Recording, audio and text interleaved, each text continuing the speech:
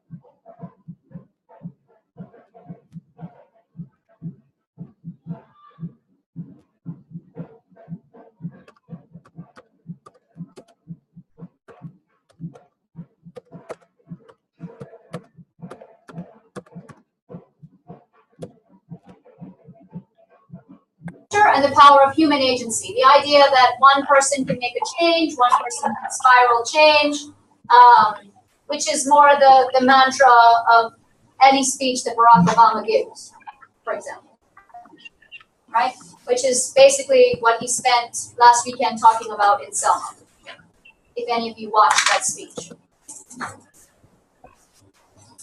All right, I'm not worried about the names of all of them.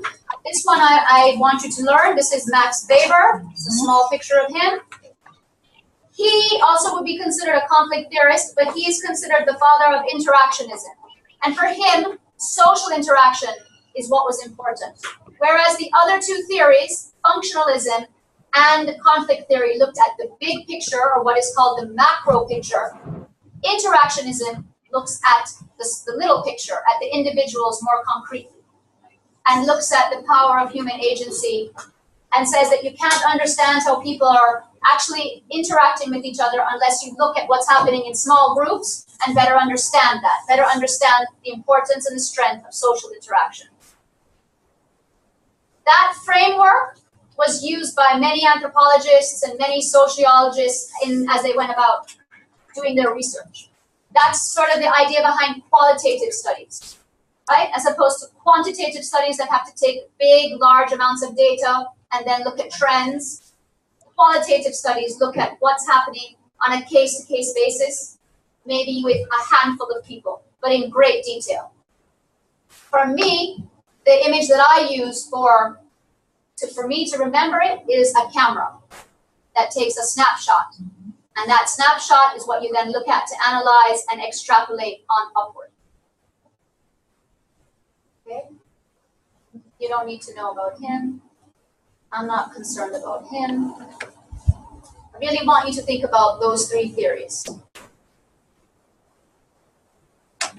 So when you're thinking about sociology of education, what you're really thinking about is how are schools linked to society? And how is society linked to schools? What role do schools play? What role does society want schools to play? Are they fulfilling that role? Yes, no, depends on who you talk to in the society, right?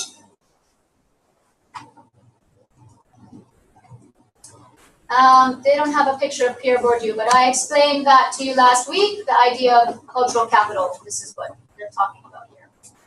And I think that's the end of what I want to show you from this one. This is now going interactionism, which I've kind of already told you, that it helps to understand the big picture by looking at a small sample, right? Weber, it's pronounced Weber, not Weber, looked at what schools were like on an everyday level. He was interested in what went on in the classroom.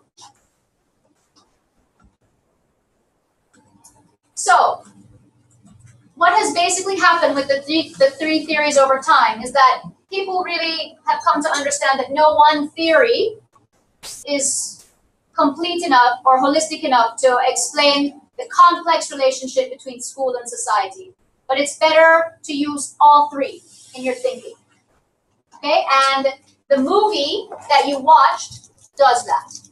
The movie shows you examples of conflict theory. Let me hear some examples where from the film of conflict theory. Okay, I'm done with the presentation, Bermuda. You're dark. I'm done with that part. Yeah? I soon go to the PowerPoint. All right, Montego Bay is not here yet. Do we have our friend from Westmoreland? Hi, Vernon. Yes, I'm here. I know, but I need to. Tell me. I'm here. Afternoon. Okay. Good So afternoon. let's Good look afternoon. at examples from the film. I'm going to start with Kingston of conflict theory. Anybody, raise your hand. Remind everybody of your name. Let's hear one example from the film. I'm looking for Vernon's.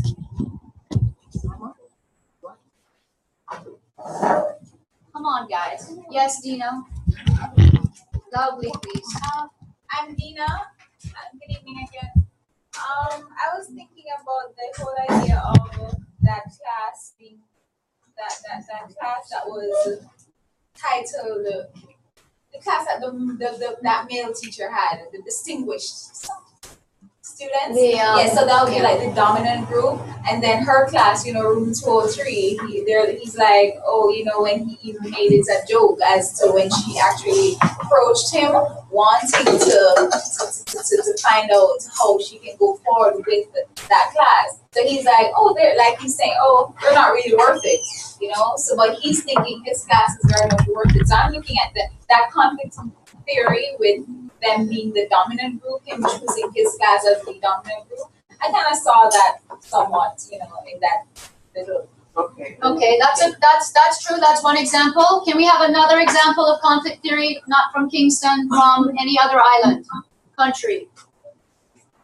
Anybody? Jason.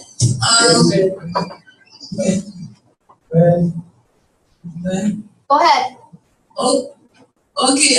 One, as they said, conflict between administrator and teacher. Administrator, when Miss Muriel asked him, she had to battle with her head of department, English department, to get the material she needed for her classroom. Right.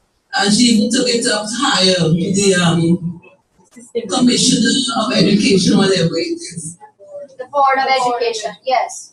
Right, so that's an example. She was battling for her students, right? Okay, and the presumption was that from the administration was it didn't matter what you gave those students, they weren't really going to learn, they're just passing time, right? Okay, let's have an example. If you can think of one that would be more functionalist from the film. It's going to be. Remind everybody of your name, Dorma. Oh, Dorma.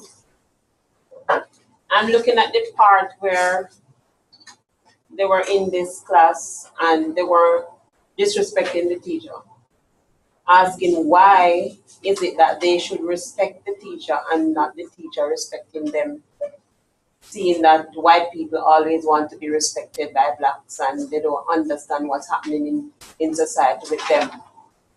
So they were wanting the teacher to understand their cultural norms in terms of fending for themselves. Some of them never had food to eat. Parents, they were kicked out of their homes and all of that. And how do you see that as functionalism? In terms of the school wasn't functioning the way they wanted to function. The school wasn't satisfying their needs. So that's an example of it not breaking it, the machine breaking down. Right. Okay. All right. I'll go with that. Anybody else have an idea of functionalism? Sonia, you do, and then Dominica. Let's take Sonia, and then I'll go to Dominica. Go ahead. Look at the based on the theory. loudly. Based on the theory, you were saying that school within that school should serve the interest of the majority, right? Dominant. The dominant group.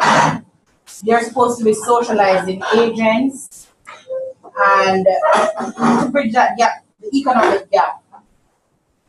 Okay, purpose of school, right? To bridge that gap to go to work, so to speak.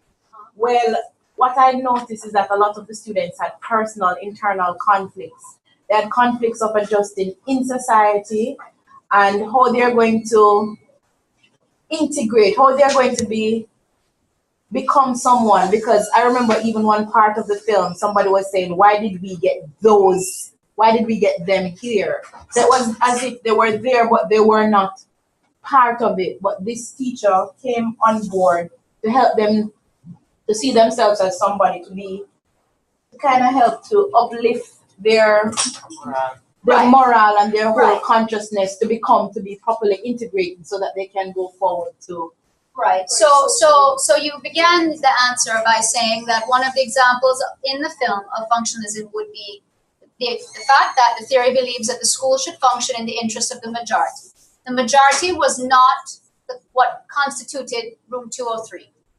Right? It was not. The majority was what was in the rest of the school in Huntington Beach, California, and the administration saw the school as functioning quite fine in the interest of those students, and they weren't that concerned with the minority.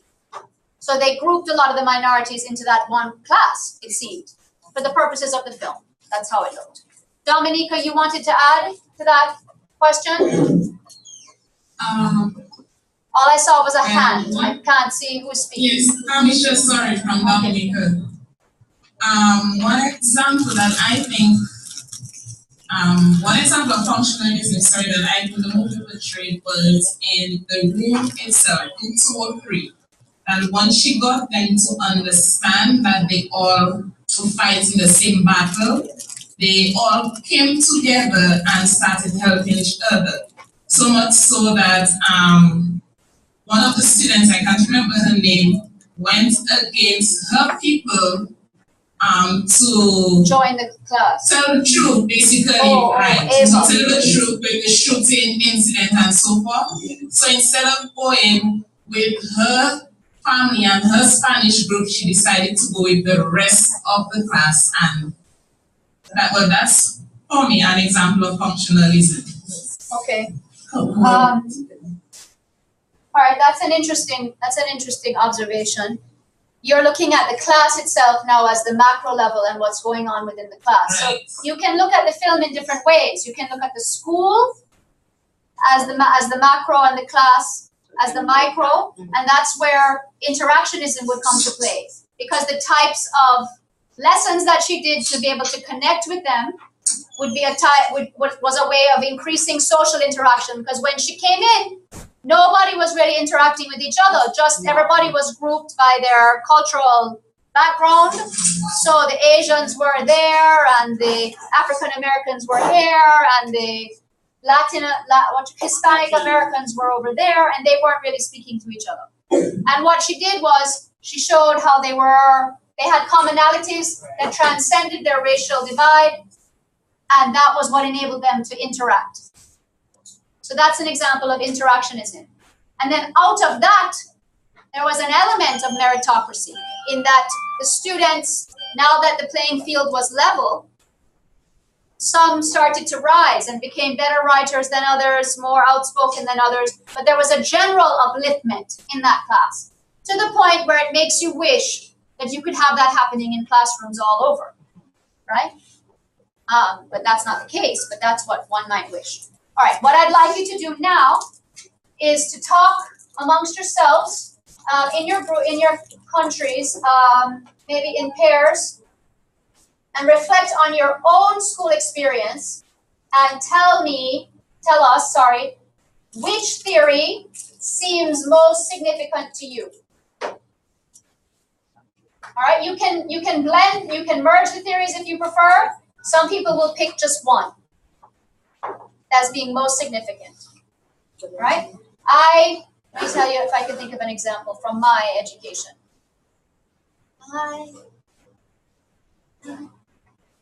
Yeah, so I'll give an example to start. When I was a little girl, we left Jamaica and we moved to Florida in the 1970s for various reasons beyond my control or my parents' control. And when I was there was a time of a lot of Cuban immigrants coming in from the Mariel boat lift and so on. So the school that I went to was a public school, and there were a lot of Spanish-speaking people there. And I had to be assessed to go in, where was I going to go into what class. And so they gave me a test, and the person that gave me the test, first language was not English, was Spanish. And so I couldn't understand a lot of what she was saying to me because I had never really heard a Spanish accent before I was 6 or 7 years old. Up until that point, I had been here and I hadn't met any people with Spanish accents. So I did not do well on the test. So they told my mother that I did not do well on the test and that I was going to have to go to a grade below with my age group, my peers. And that would maintain the equilibrium, right? We've tested you. This is where you belong. You're not going to rock the boat there. We're going to put you in this group. But they didn't factor on my mother. And my mother said, that's impossible. There's no way she could have tested low. I had no inclination in Jamaica that anything was wrong with my child. My child was a good student. The teachers, my child got along well. I demand that you retest my child. Wow. And they said, no, can't retest her. It costs money to retest her. We're not retesting her. And my mother said, you're going to retest my child. I didn't know about any of this till after, because remember, I'm 6. So my mother then went to the supervisor of that district and eventually to the Board of Education until they retested me with an English-speaking person. Because I had told my mother that I couldn't understand the person asking me the questions. And that's what she kept saying. My daughter said she couldn't understand. Can you please give her a native English speaker and do the test over?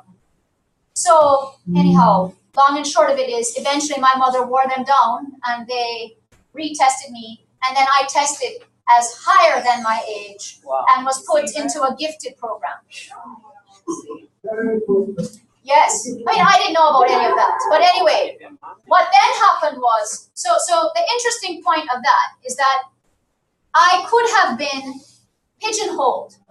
Yes. But because they didn't bank on my mother and the power of human agency, it shifted. Suffice it to say that my mother then visited the gifted program and did not like the children that she met when she went there. She thought they were all very introverted and not very friendly. And she was concerned that I would grow up to become too introverted and too snobbish and unable to interact with people. So she pulled me from the gifted program. But that's neither here nor there. But the point is that tracking is an example of conflict theory. Okay? It can also be looked at as an example of meritocracy. But it would only be truly meritocratic if all other variables were equal.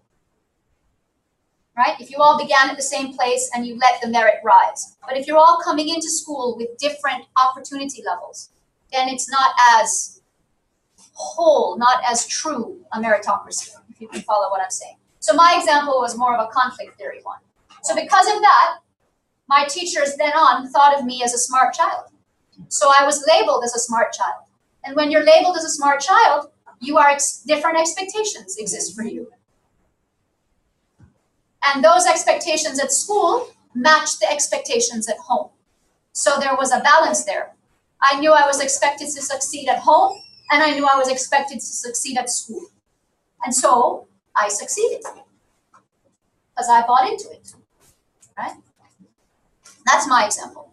All right, so now you all are going to pair up. If you don't have equal numbers, then do a group of 3 and take 5 minutes or a little bit less and share with each other. You can come up with one experience, or if you think more holistically, a composite, and it's either conflict theory or functionalism or interactionism. Starting now, it's 5 o'clock. At 5 after 5, I'll be back with you. Ingrid, you're here.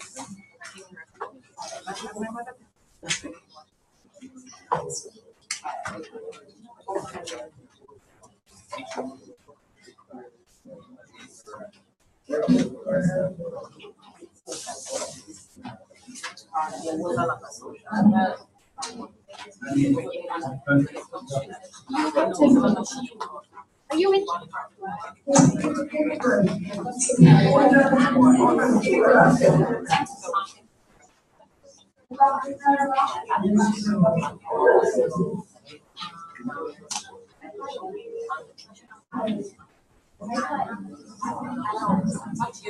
In your experience,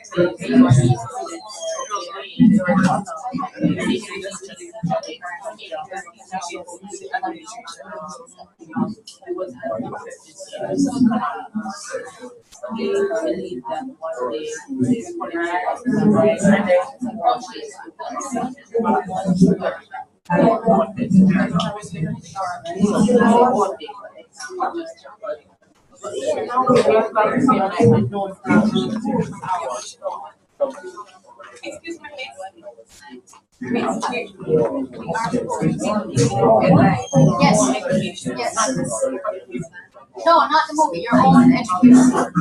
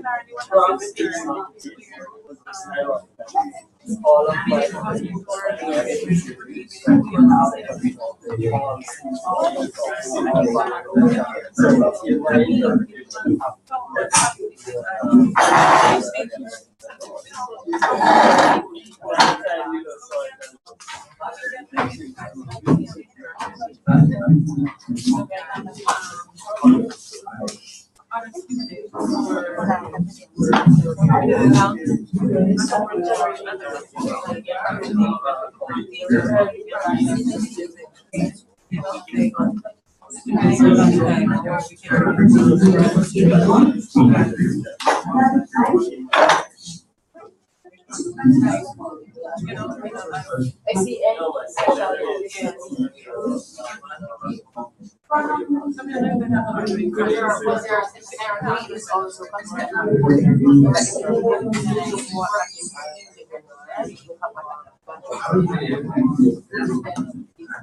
So you're in a class, you're reading someone, so your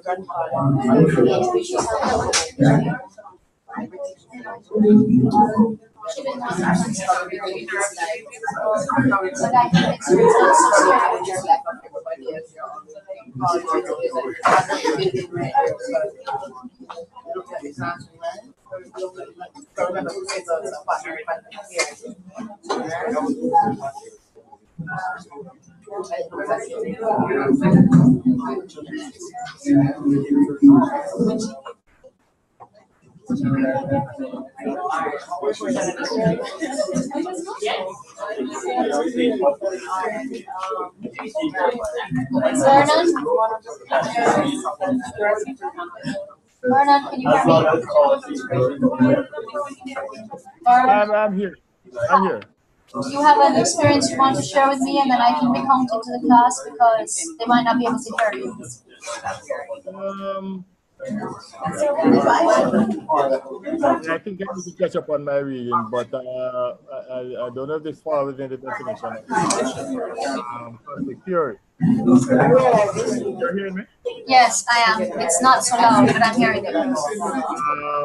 Right. So when we were at high school, I went to one of the high schools in the rural areas that we didn't do quite well academically, but students come from different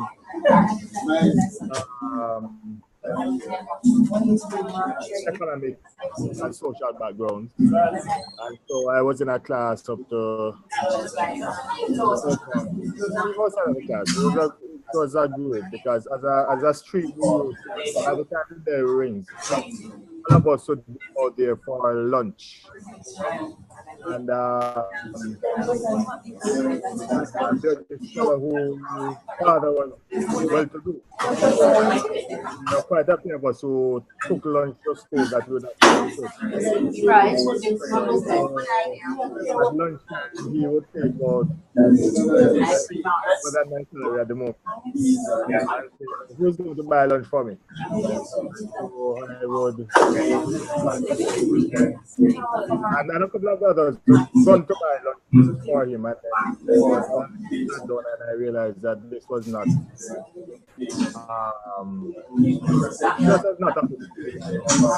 So he would ask others to go and buy the lunch for him. That's what you're saying? Right. So that's an example of conflict theory. Pardon me? That would be an example of conflict theory.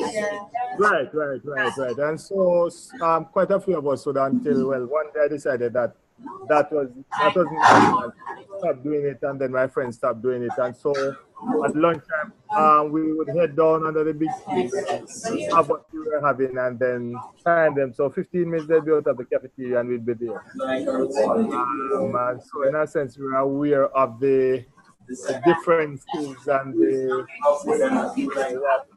Right. I could not do. Right. Okay. So when I share, I can say that, and you were aware, so you put a stop to it. So you stopped taken advantage of. Okay. Right. All right. Right. Thank you, Vernon. I'm going to that's okay.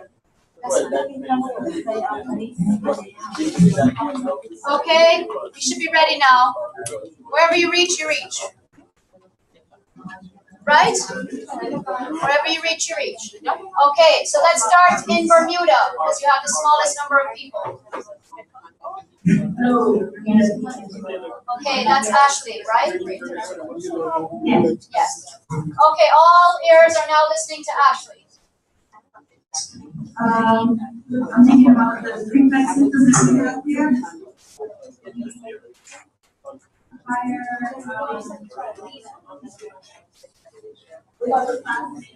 Get nominated by the staff. Can you speak a little louder for me? Ashley, can you speak a little louder? Sure, can you hear me now? Yes, that's better. Hi, Theria. Just talking about the prefix system that we have here. The upperclassmen in my school are nominated by the staff principal to basically control, overlook, and maintain the social order within the system, within the school. So I basically label that as a interactionist theory. Do you see, are the upperclassmen, upper class people, young women and young men that are picked, are they a mixture of people, or do they all come from similar socioeconomic backgrounds?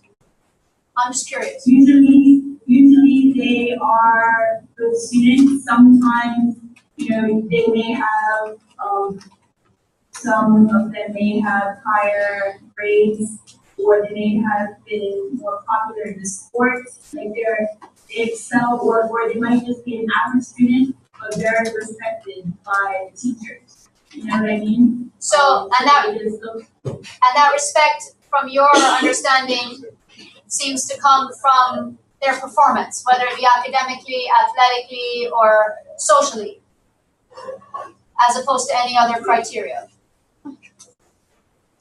Right. So that would be an example of meritocracy, too. You see that? Yeah. Right. Right. Okay. All right. I'm not going to ask each pair to share. So if you were wondering and thinking to yourself, oh my God, she's going to go to every pair. We're going to be here all night. It's not happening. I'm just going to pick one pair from each country. You just don't know who it's going to be. Right? And then if any of you have some similar, you're just dying to share something that expands on the point that's made by any colleague from any country, of course you're welcome to do that. So Ashley, you were speaking with Jason, I take it, because he's sitting closest to you? Okay, Jason, you're up, and then Tracy. Tracy moved all the way over from the other corner. Okay. Loudly, Jason, please.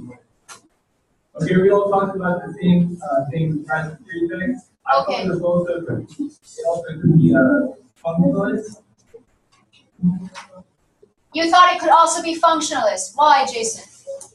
Because it's an example of like different people with different roles functioning together in a system.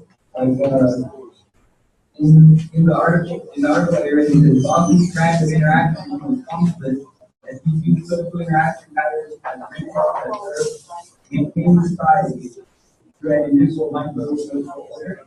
So in the same three types have a specific goal, and they have to pass to enforcing or moving to that people ultimately to bring about their functioning in school. Yes. Yes, I would agree with that. I would agree with that, and also the point I made about meritocracy would feed into it being functionalist.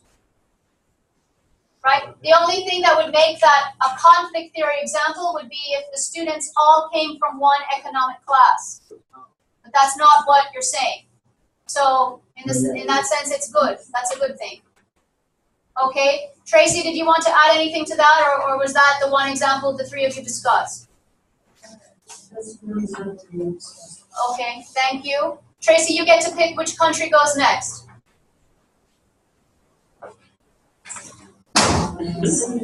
St. Lucia. All right, who in St. Lucia is just dying to speak? There's a lot of orange and white in St. Lucia today in the outfits. You see that? Look at that. Yes.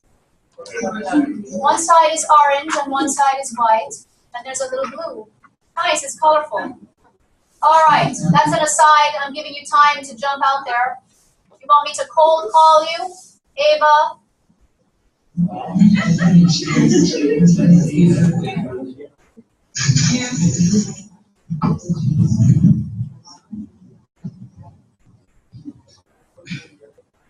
Well, we looked at the conflict theory. Okay. Can you hear? Yes, very well. And I looked at it in terms of teachers. It can occur with teachers and students, and teachers and administration. So can you give us... In terms of teachers... Go ahead. Let me give an example.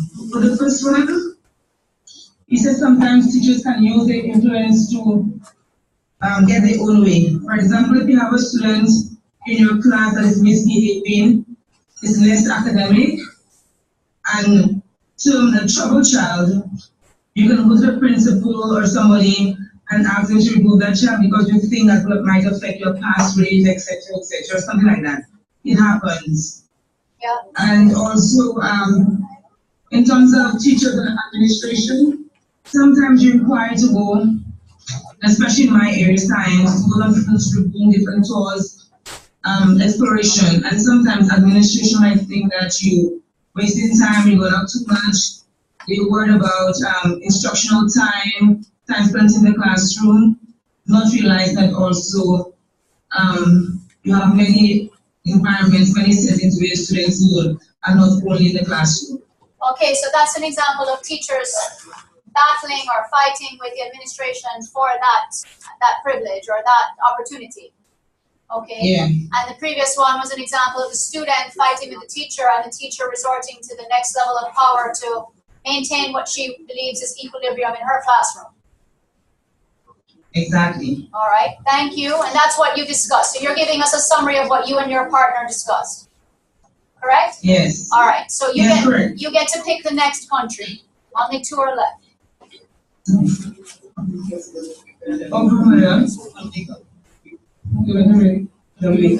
Dominica? Dominica. All right, thank you. Who's ready in Dominica?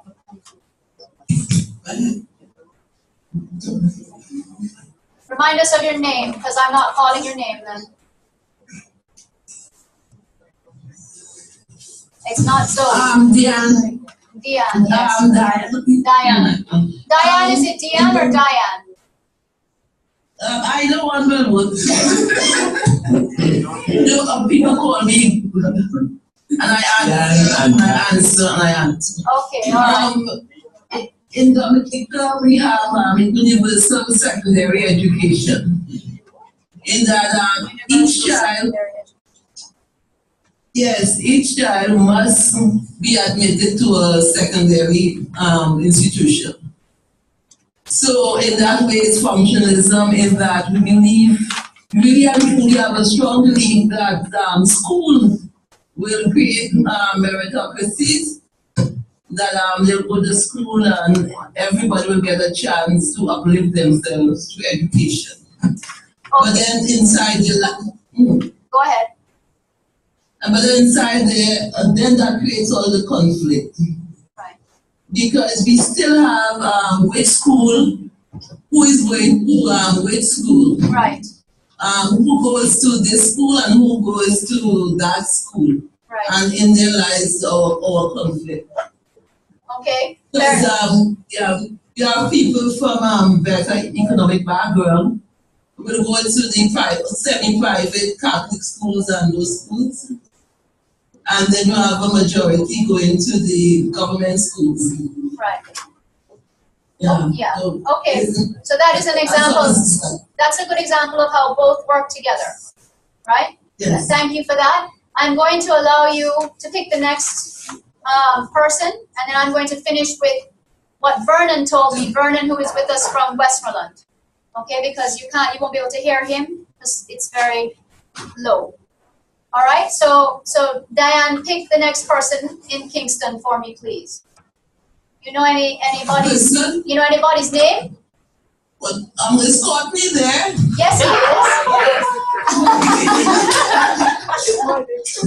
He is here. All right, thank you.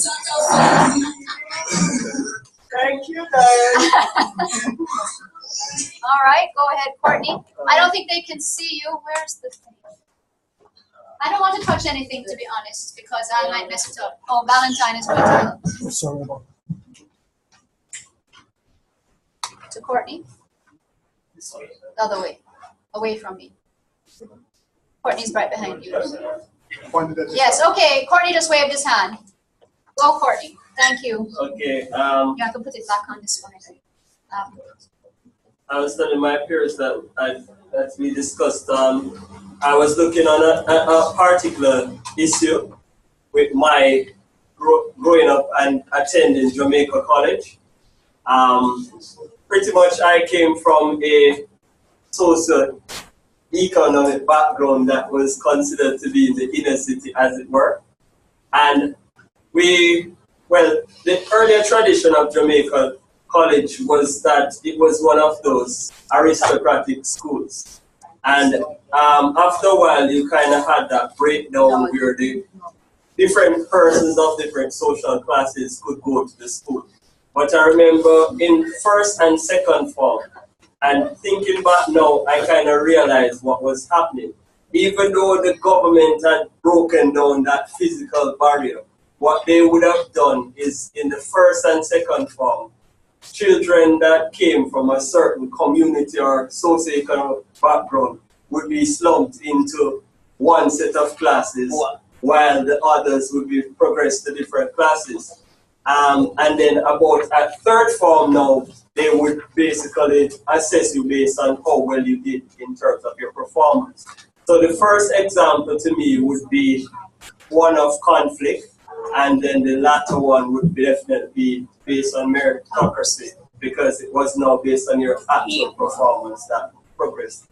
Okay, thank you. Did any of your colleagues share anything different, or everybody was talking about conflict theory? Yeah. Conflict theory, okay. So Vernon's example in West Holland is also, or St. Elizabeth, where you are, Vernon. St. Elizabeth, I think, is a similar one of conflict theory, but has not to do with academic activities at the school, but to do with lunchtime, when he would go to lunch and there was a mixture of children with different socioeconomic backgrounds in the class, and he and his friends would often bring their lunch, but there was one child who would get money to buy lunch at the canteen, and it wasn't enough for the child to have the money to buy at the canteen. The child would ask other children to go and run and get the lunch for him. And in the beginning, they did that, and then they realized what was going on, that they were wasting some of their lunchtime and so on, and so they stopped. So they did not allow themselves to be taken advantage of. But that would be an example of conflict theory again, okay? And somewhat of interactionism, because it's a social interaction situation. All right, so very good. I'm going to do a quick PowerPoint. I know Jason is sitting in Bermuda and saying to himself, when are we going to get the break that she promised us? Okay? I'm going to do this quick PowerPoint that goes over the main points again, because, you know, they say you tell them once, you tell them again, and then you tell them what you told them, right? So I'm going to go over it again, and then we'll have our break, and when we come back from that 10-minute break, we will go into youth culture and elements of youth culture. Youth culture would be one of the elements of socialization that take place as you grow up. You're socialized into society, but society is not as simple as saying, society, whose society? And when you're an adolescent, you really start to identify with your peers more than with your parents, and you're not quite yet in the world of work. So youth culture has emerged, and especially with the media and the importance of music and so on, as a deciding social awareness, as well as character building time period. Adolescence is that, right? Adolescence is the time when you test your boundaries because you think you're going to live forever. You're not worried about dropping down if you go skiing. You're not worried about if you're going to scale this wall, you're going to fall and break your knee. You're not thinking those things because you're young. When you get into your 30s now, you say, you know, I don't know about this skiing thing. It's not really that important. I don't care if all these little people are going past me at 100-mile-an-hour speeds. I don't want to fall and hurt my back. But when you're 18 and 15, you don't really think about that. I'm being overly general. There are some 30-year-olds who are quite fine to ski and not be worried. But you get the point that I'm making, that adolescents have a healthier risk. Maybe not healthy is not the right word. They're more attracted to risk. That's when you experiment. That's when many people start experimenting with drugs and alcohol and so on, right? And that's a known fact, that adolescence, that's a time that people take risks and they're testing their boundaries. It's a developmental stage, etc. All right, so when we come back, we'll talk about youth culture. Why am I doing youth culture on the same day? Because youth culture is an element of socialization that is very important if you're teaching at the high school level, that you have some understanding of it. The movie shows very well how she began to use youth culture to her benefit. Her willingness to understand, to try and not even understand, but to be open to it. Right? Because the meaning of a Tupac Shakur song to her and the meaning of it to her students would never be the same. But she was willing to use it in her teaching. All right, so let me go through the PowerPoint. Valentine, you have it back on that thing. Bermuda, you may have to go back to the lights off. Let me turn off the lights in here. Thank you. Okay. All right, so as I said earlier, I'm going to email this to you. Thank you. Yes, you're welcome. Functionalism, posited by Emile Durkheim. Those are the years that he lived. The idea is, so these are some of the key points. Society is independent. The image that you can keep in mind when you think of this theory is a machine, a functioning machine. Education for Durkheim was essential to creating moral unity because he was focused on social cohesion, union. And schools were seen as major sites of socialization. And so in order to maintain the equilibrium, they should function in the interest of the majority. Was the oldest and most dominant theory until the 1960s, and it was based on overarching observation, not detailed observation of one school in great depth, but generalized observations of social structures, including the family, schools, religion, who need to work together to attain that consensus. One of its key areas of focus is the concept of meritocracy, and we've discussed that. Criticisms of functionalism, that it's inherently a conservative theory and that it discounts the power of human agency, right? Doesn't look at what one person can do to change the machine and how the machine functions. Conflict theory. Karl Marx is the person. These are the years that he lived and wrote and philosophized and struggled. For him, society was always an arena of conflict. It was never a happy going place. Right? Image, a struggle, different struggles. For me, I think of boxers. You can think of whatever struggle you want. The focus, again, is on society at the macro level. The idea, in terms of education, students are struggling with teachers, teachers are struggling with administrators. You can extrapolate that. The teachers are struggling with parents, the students are struggling with their parents. There's always some form of struggle. He said functionalists were confused. They confused what is with what ought to be. Schools should be meritocratic, schools should be democratic, but they were not in his lifetime. Keep that in mind. Things have changed to a great degree, but some things still remain the same. Okay? So for conflict theorists, the role of a school in providing equality of opportunity is not simple and it's not straightforward. Saying that it's meritocratic is just not on. It's not that straightforward, right? Well, you have to look at what does it mean when you say meritocratic. Who's really being rewarded on the basis of merit? Criticisms also, like functionalism, discounted the power of human agency. Karl Marx believed if you were born into a certain class, you're going to eventually die in that class. You might have ameliorated yourself in some ways, but it wouldn't be drastic. Remember, he's thinking of the big picture. He's not thinking of 1 and 2 and 3 people who break out of their social class. He's thinking in large numbers. Again, like functionalism, it also overlooks the power of culture and overemphasizes the impact of economic forces. Remember, he was basically an economist before we use that phrase. He believed, as any of you who have read his work know, that society is divided by labor and by work. Those who work and those who benefit from the work. Right? So the owners of the capital and the people who perform the labor that provides the capital, or the money.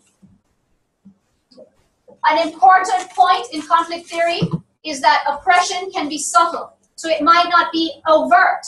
They might not look at you and say, you didn't get this promotion or you didn't get this reward or award because of A, B, C. They just tell you you didn't get the award. Could be a gender issue, could be a class issue, could be a cultural issue, but there are forms of oppression that are both overt and covert, direct and indirect.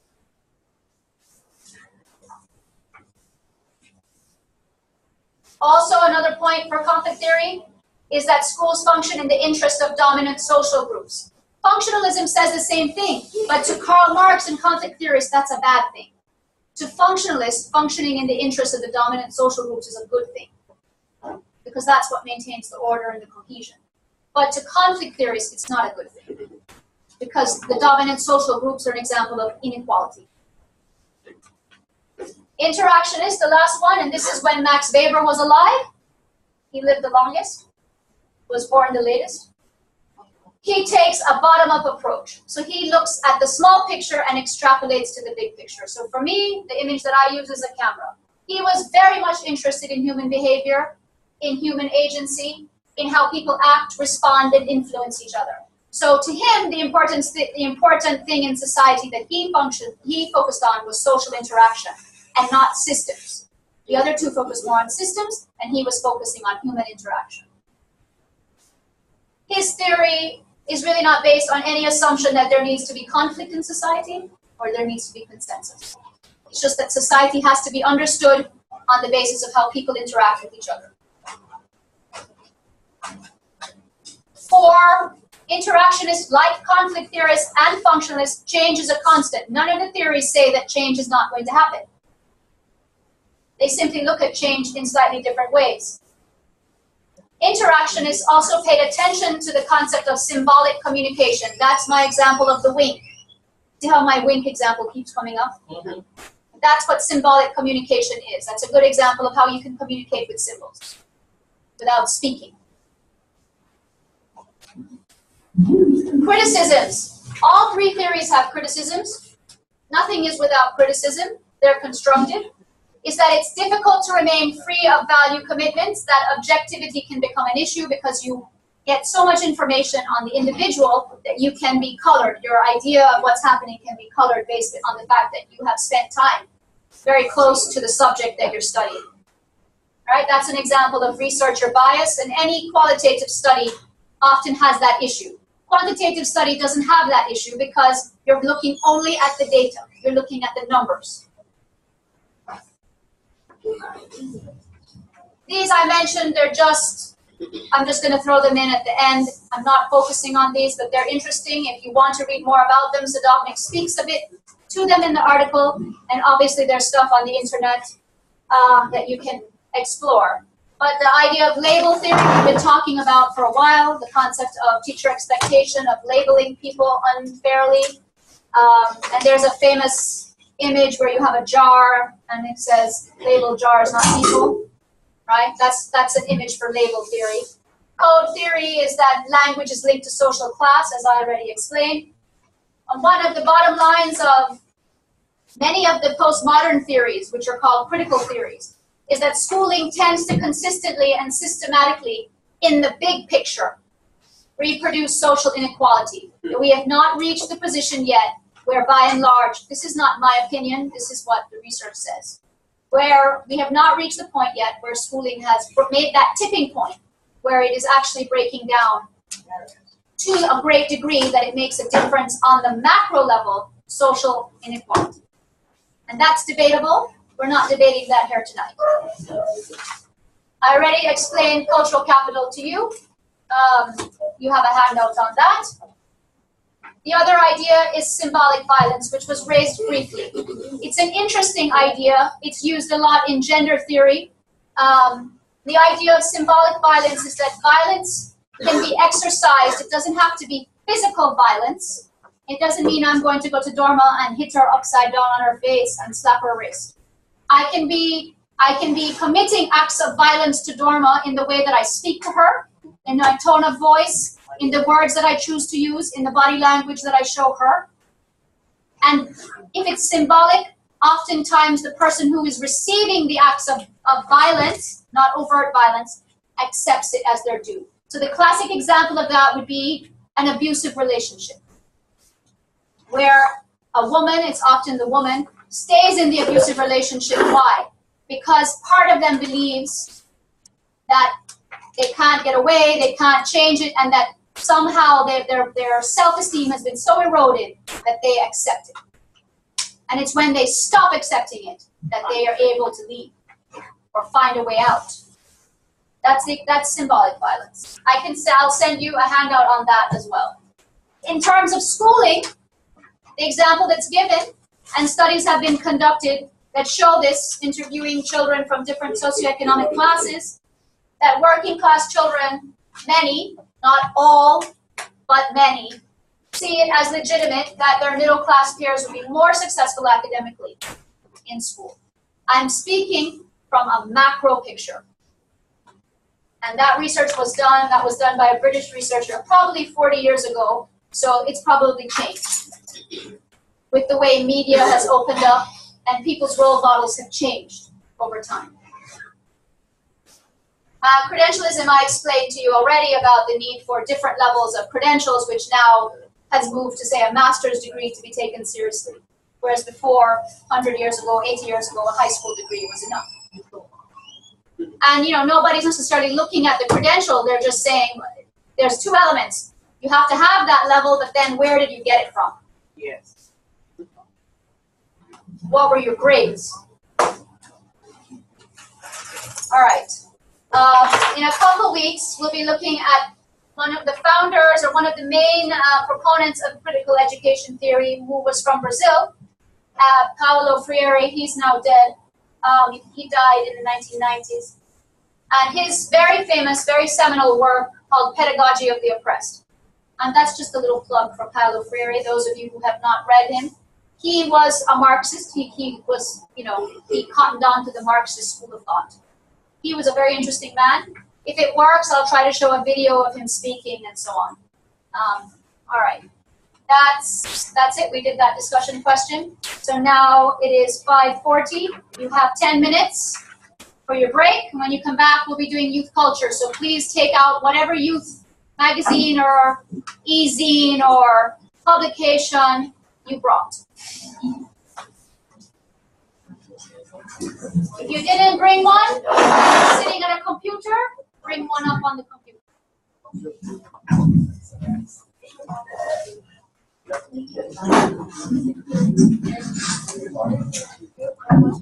Thank you.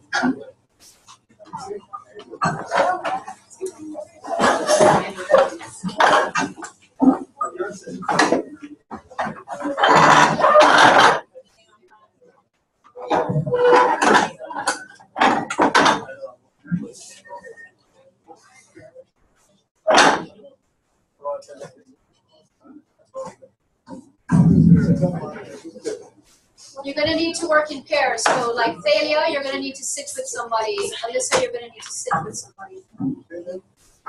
Or groups, actually, not pairs.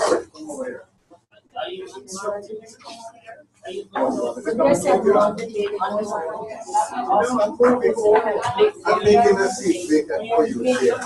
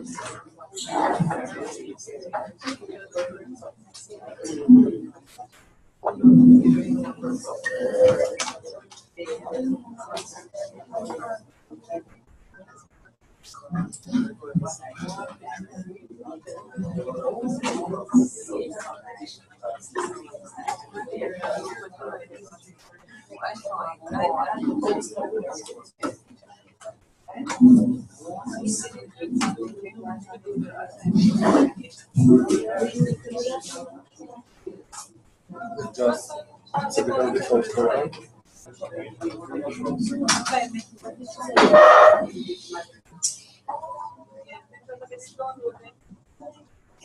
I don't find those in special configuration.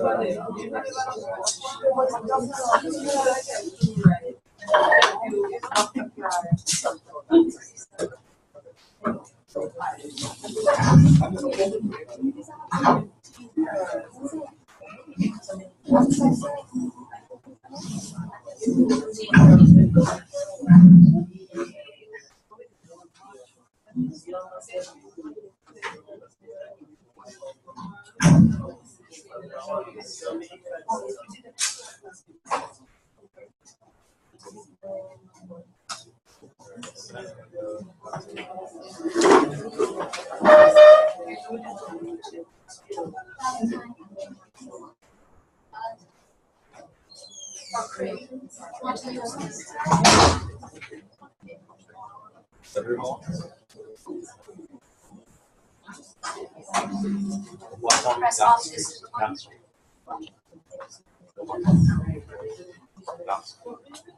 And when I want to go back to it.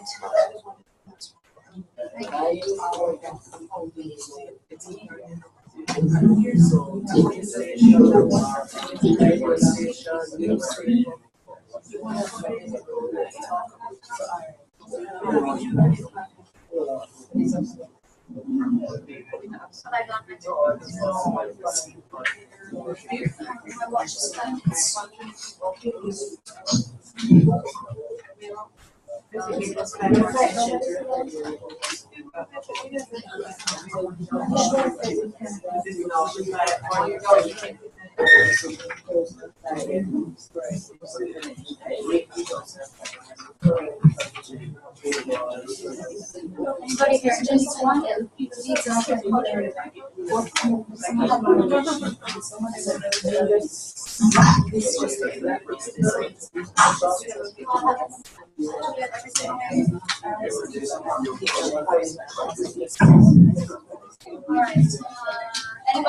Anybody needs an example, or you all have thumbs up? That's fine. Behind you. Actually, you need an example. You don't have to on your phone. Okay, actually, you can follow one online.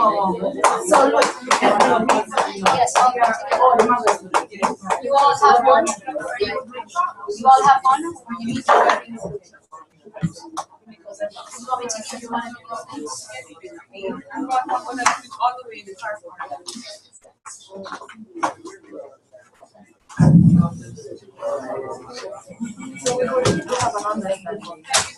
Thank you.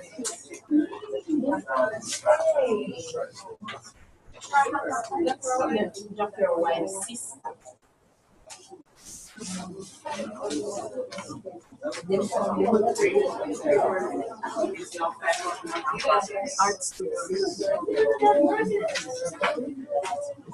right, we have like 2 minutes, as far as I can see.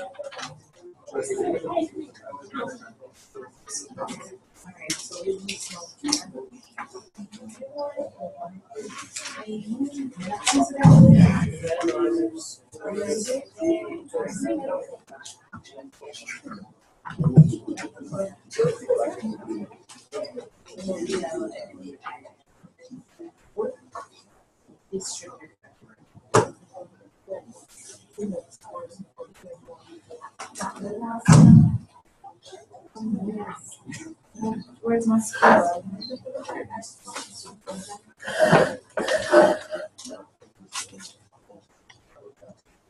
Hello. I need to go in my bag.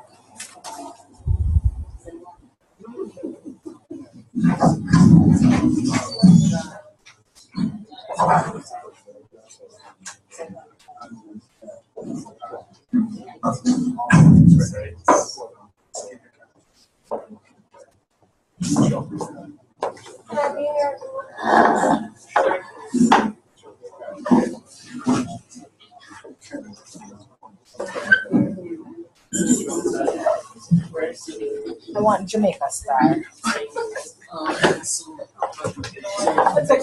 It's flavor.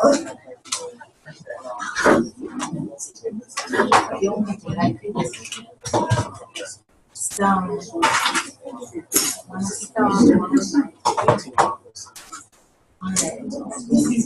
last night. A little girl.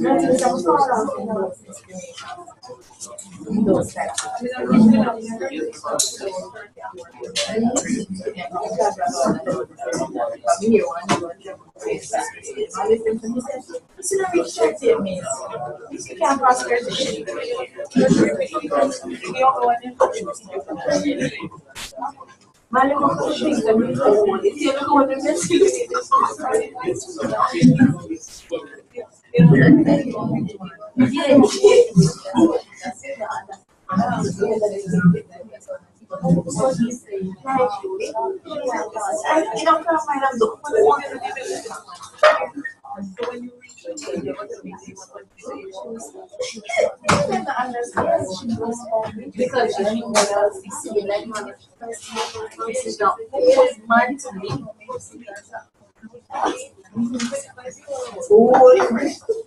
But it's each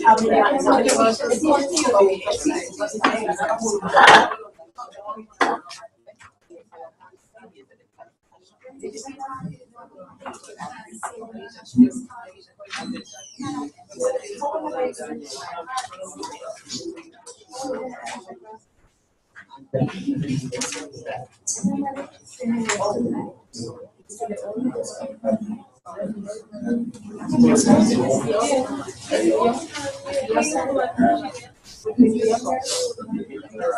right, let's begin. We've lost all of Dominica, but I'm going to start. It's time. Isn't it time? Yes, Minister. No, I don't have 5 minutes. How to begin? Welcome to Dominica. No, where did they go? They're gone on the road. I see one. Yes. Linton. Can you hear me? Alphonse. It's Alphonse Linton. Am I right? Please let me be right. Can you hear me and Dominico? Yes, I can. Where's everybody? Gone on the road? 10 minutes. I'm gonna start. I'm sure it's time. Okay, so when I put up, now you're gonna see my handwriting.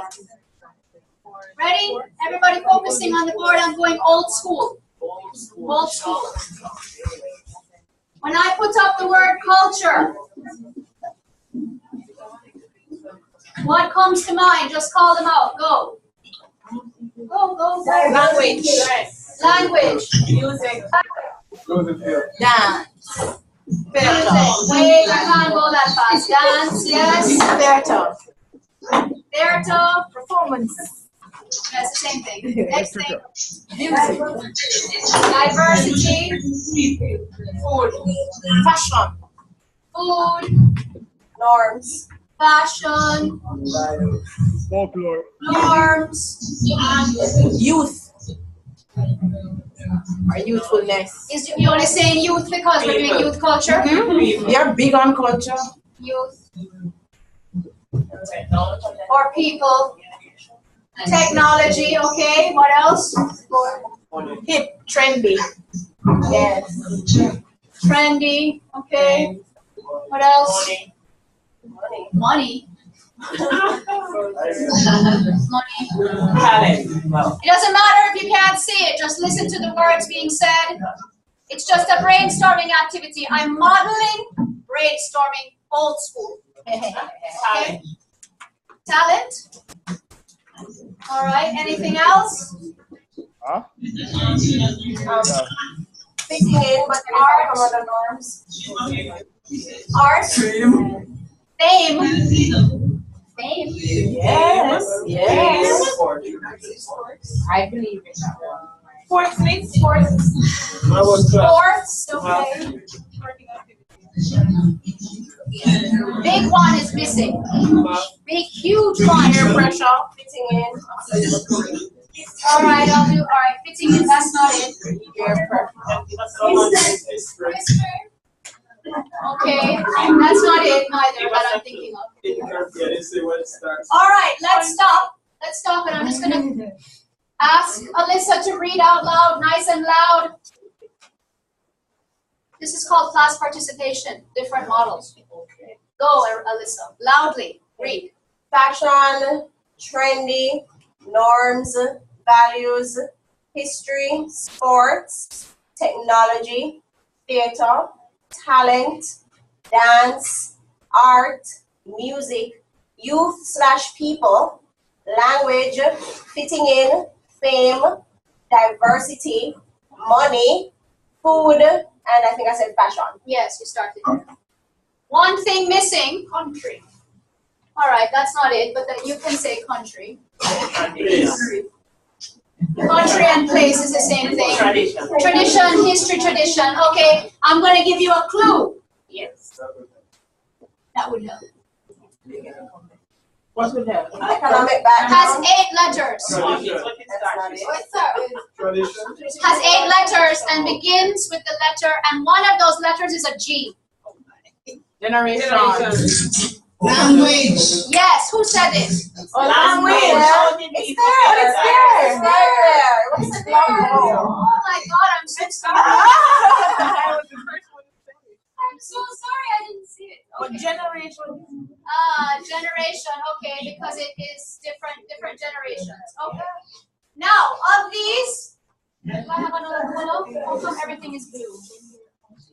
Also blue. Gender? Gender, that's true. That's true. So everything is blue. All right, we'll work with it. Which of these would be relevant to youth culture? Food? Food, fashion. I'm going to call them out and you tell me yes or no. Youth culture. Food. Yes. Food, yes. Yes. Money? Yes. Yes. Diversity? Yes. Other items participate. This is a questionable one. Fame? Yes. Exactly. Fitting in. Yes. Language is already circled. Music, definitely. This one is huge. This one, obviously. Art, dance, talent, fairy tales. Also very big. Yes. I should have a different color thing. Sports. Yes. Values and norms. Norms, but not necessarily values. Norms, but not necessarily Okay, norms is interesting. Trendy, yes, and fashion, yes. Norms is interesting because their norms and social norms might not always be the same. Right. Okay, so that's one differentiation about youth culture.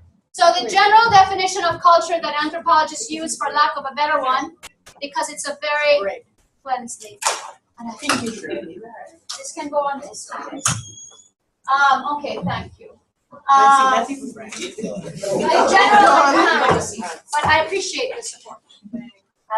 Is a way of life of a people. That's the definition of culture that anthropologists use, right? A way of life of a people. That's true. Can mean all kinds of things. Youth culture is a subset, one of the subsets of a national culture.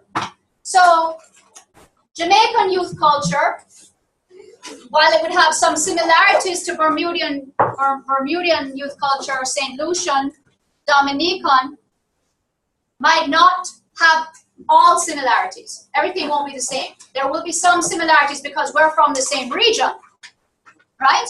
But if you then look at American culture, American youth culture, Japanese youth culture, Chilean youth culture, there will be more differences. But there will be big similarities. Some of the big similarities would be music, right? Technology, sports, an interest in sports, an interest in fashion, right? Food. Young people around the world have an interest in certain types of food. Fitting in. The idea of needing to fit in, or rebelling against fitting in and creating your own way of fitting in. Right. Okay? So those are elements of youth culture. When I say, what is youth culture? It's a subset of a national culture that youth have created to feel more comfortable. It might be a form of rebellion, in a way. Is that fame? Fame, yes. Well, the interest in being famous, yes. Right? Of course, many cultures around the world are impacted by American culture. There's a famous book called the McDonaldization. There's a theory called the McDonaldization theory, which writes about the impact of American culture on the world. McDonaldization. As you can understand why that's named what it is named. All right? So, those are elements of youth culture. Now, you should have some media, either social media, print media, examples of youth culture from your country. I hope you have them. I can see some in front of me in Kingston. All right? One of the things that we also didn't put was information. Information, well, I guess that would come under technology. All right. What I'd like you to do now is look at your example. Like this is an example here. This is an example of a youth newspaper that appears in one of our main newspapers every Tuesday. So it also can be sold separately, but it comes in the main newspaper on a Tuesday. Inside it, there are exam preparation guidelines and past questions, see? But there's also local interest stories and some international news stories. It's created by youth for youth, as opposed to by adults for youth. Right. Or 20-year-olds, well, those are adults, okay?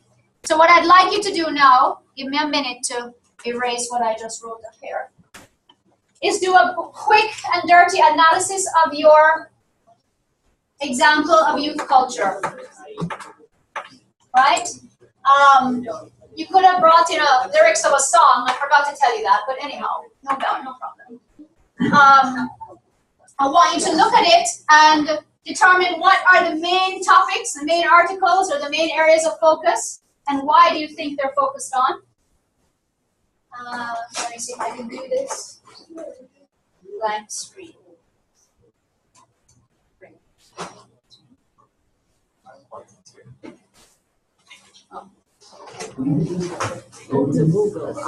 Yes. What do you think? Why? What are the main articles and why? Who is it written for? What age group? Is it younger youth or older youth? The youth usually goes to about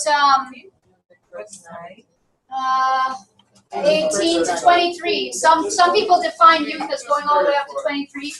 Some people ended at 18. What's the style of the language? Can you see it? If you can't see it, write down what I'm telling you. What are the main articles? Are there any themes in those articles?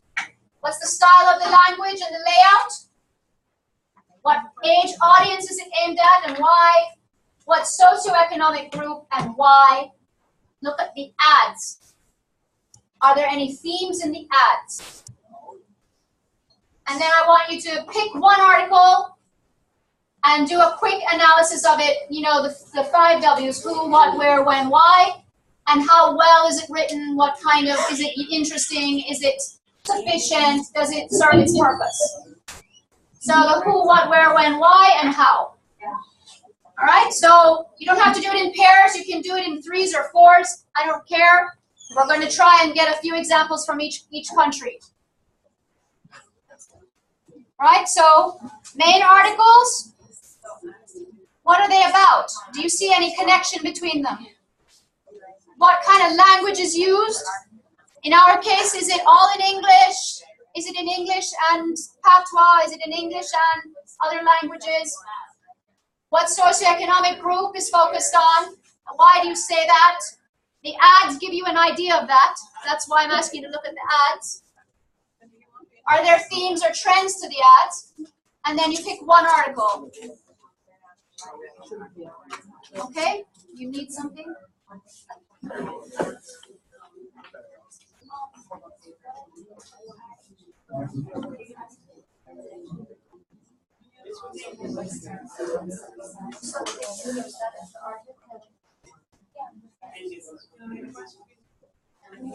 They're not current, they're old.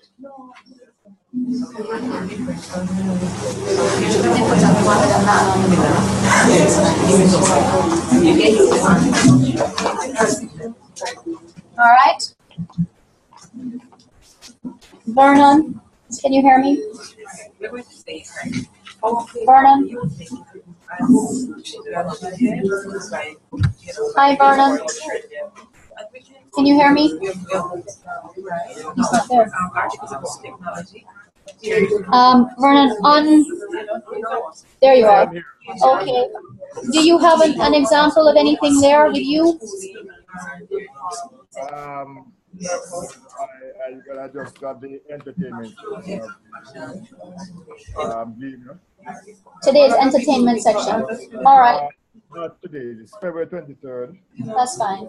All right, so you can tell me quickly what kind of youth movies you see? What are the... youth movie. There's an article there on Chronics. Okay. Oh, you have the whole entertainment section. I see. Right. Right. So a musician. Okay.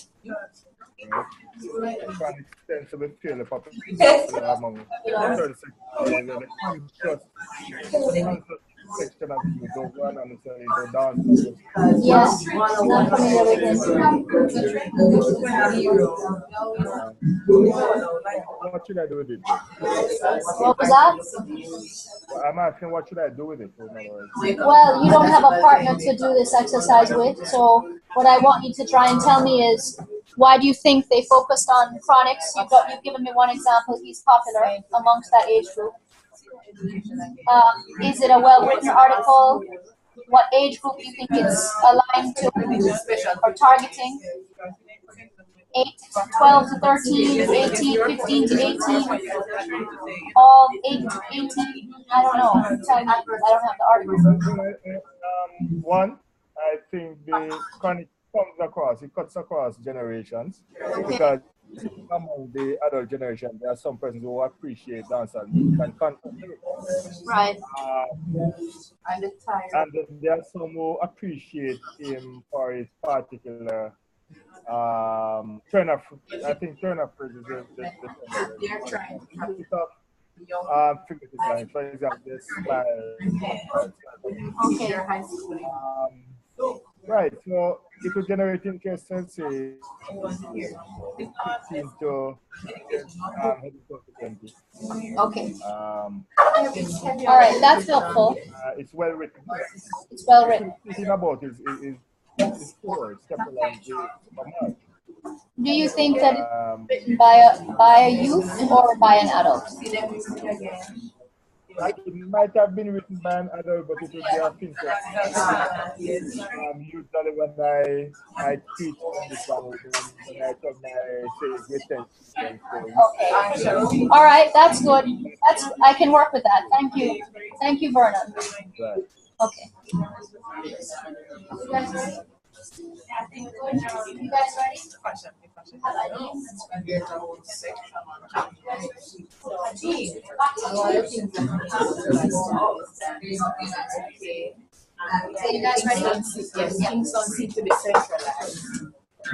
Okay, we're gonna start. You know what? You all did forget one thing in youth culture that's very big, and it has you. You all don't say anything over there. I don't know how to spell it.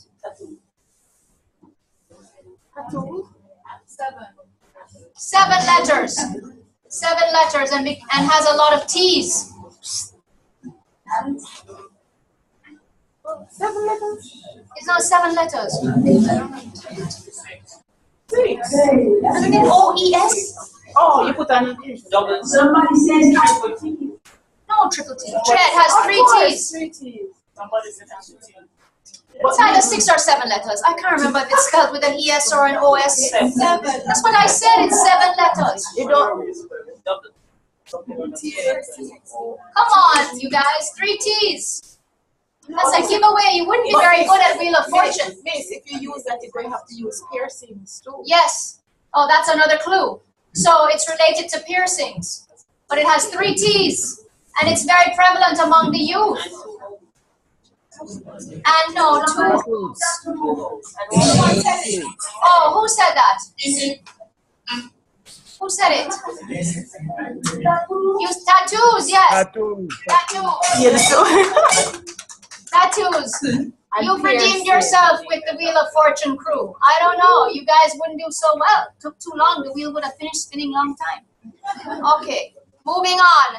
I'm going to give you Vernon's example first because he's not here, so he can't share with us as I'm sure he would like to. He had an article about Chronix. Chronix is a Jamaican singer. You all have heard of Chronix? If you haven't, you should Google him.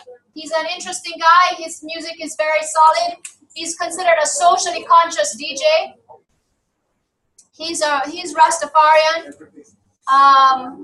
And his star is on the rise. He thinks it was written by an adult, but it's clearly aimed at youth because it focuses on a very popular entertainer. and it is the main article in the entertainment section. So that implies that the people who are preparing the newspaper, thinking that young people who might read the mainstream media are interested in the entertainment section, perhaps more than they might be in the national news or the international news. That's not a big stretch. Okay, so now let's have, all right, Ashley, your crew. Okay. Hold on. Craig, can you turn the thing to that side? And then Jamaica will begin picking the other islands, starting with where we ended up. Go ahead. So we chose the Teenage Observer, and we looked at, there are many different articles in there. There's articles about music, about sports, fashion, events, entertainment. Oh, events, yes. And style of language, we said Simple. Short sentences, short paragraphs. Okay, so I'm going to rephrase what they're saying to make sure you can hear. They're saying they looked at the Teenage Observer, which is another example of a newspaper company that puts out a specific magazine or newspaper magazine for young people. It's available online just as it is in print. And they're saying the articles covered a range of topics that youth would find interesting, such as music, food, fashion, but that the writing is very short and simple. That's an important point. Lots of photographs. A lot of photographs, more images perhaps than long text. Anything else? No particular You didn't think it was aimed at any particular socioeconomic? Why? It's not aimed at, I think it's aimed at the majority of kids, not aimed at very poor kids or very rich. Okay, so the middle. Why? Rural, and because they have stories about rural school as well as. Okay, so that's an important point. It has stories about rural and urban because there are some slight differences between rural youth culture and urban youth culture in any country that you might go to. Right? Just as there are differences in rural culture, overarching culture, and urban culture because of the impact of where you're living and the environment, right? The ads were selling? We weren't sure from online. You can't tell from online. That's fine, because the Gleaner ones will give you an idea of what they're selling. Yes. And it's It's for teenagers. What age group you think? from 12 to 18. 12 to 18. So 12-year-olds or tweens, that's the phrase for them, moving on up to 18-year-olds. All right, thank you. I'm gonna, how should I do it? I think maybe we should do all of Jamaica and then move to all of another country. So let's move up here. This is the Gleaner, another youth-focused magazine, newspaper magazine. Tell us about the ads, loudly. Craig, can we turn to them, please? Go, Ricardo. Okay, Ricardo speaking. That's Ricardo. In the news link, I think we focus on trend and the culture, and also important people. First of all, I think on youths are inspiring youth. Can I borrow? Right. All right, so there's an ad for a celebrity look-alike competition, which goes back to fame and the interest in fame, right? Big ad, whole page. There's ads for saving, financial investments, because this bank does this every week. There's an ad at the same spot by this same bank that is trying to build new customers on their customer base. Okay, I want to tell you that in Jamaica, we have these newspaper magazines for teenagers and also for young children. The young children one goes out into the schools, not into the actual newspaper, and it is the most circulated newsprint, meaning 1 million copies are printed on a regular basis that goes into the schools. And it is used in the schools because it has past exams, past activity papers, past papers, and ideas, lesson plans that are tied to the exam that children have to take in grade 6. Similarly, one of the driving forces for the sale of this newspaper is the past papers for CSEC exams, which the Jamaica Observer one, which is its competitor, also has. So the whole of the middle of both papers are academic. And the rest of it is bookended by human interest stories about young and upcoming athletes or singers, musicians, people who stand out for one reason or another. It's written by youth for youth. Other ads in here are for cell phones and clothes for young men and technology competitions and no other ads. There's not that many ads actually, so it's clearly heavily subsidized. But to dovetail on that, yes, go ahead. Same newspaper, yeah. We noticed that food is a big one. So Yes. if you're eating and it's colorful. Right. Now the food is important because the types of foods that are advertised in these papers is not, the type of food is not healthy food. It's fast food. Right, it is chicken, what you call it? Kentucky Fried Chicken, tasty patties, sodas, pizza deals, Domino's, donuts, exactly. But one more ad, you have fashion, hairstyle. Oh, there's an ad about the fashion, cosmetics, beauty. And there's also another one for University of Technology. Right. So that's interesting. So one of the ads is also trying to encourage you to go on to tertiary education. So the ads are a mixture of consumer branding and selling and actually content-based ads, right? Same thing with this paper is also very light on articles, bigger on pictures and the past paper type stuff. But a few of the articles are dealing with something that happened internationally, and one or two are something that's national, but a lot of it is very short, and of course they have the things where they give a joke of the week and a quote of the week and a song of the week and the lyrics for the song and stuff that they think that young people would be interested in. So this is clearly written by youth for youth. And they have photo captions just to tell a story, just a photo. Right, so they might have captions that tell the story as opposed to actual long pieces. All right. Last but not least, Thalia, your group, you looked at what? Well, we looked loudly. We looked at two different websites. One was Jahkno, JAHKNO, which is an online video network, which does have a lot of Jamaican content. It seems to speak to Jamaican youth. We're thinking older teenagers, but we noticed that the focus for in our other menu, the focus was on all things related to entertainment, so lifestyle, party, music, and then it got into performances. And way at the tail end was news, but when you go to news, it's just international videos. Occasionally you have, some Jamaican singer being interviewed, but they're being interviewed in UK. And we looked at that against everybody's favorite commentator, Dirty Berry, who became famous for his YouTube channel, especially when Tessan Chin was on The Voice. And he was able to parlay his commentary, not just on YouTube, but also onto Facebook, and whatever job it was that he got after that. He was a spokesman for water for a while. Yes. But we noticed it was still a very video-driven content. So we're figuring we don't know if it's more the style of language or it is just the formats that all their languages in. They like short attention spans. So that's good points. The points that they're making are, even in written, it's short and to the point. Why? They're not going to read the long articles. Two, their attention spans are not considered to be that long. Two, Dirty Berry is very famous. I wouldn't say he's that famous internationally, but he's well known among certain segments of the population here, and he speaks in Patois, or Jamaican English, very quickly. You have to really listen to find out what he's really saying.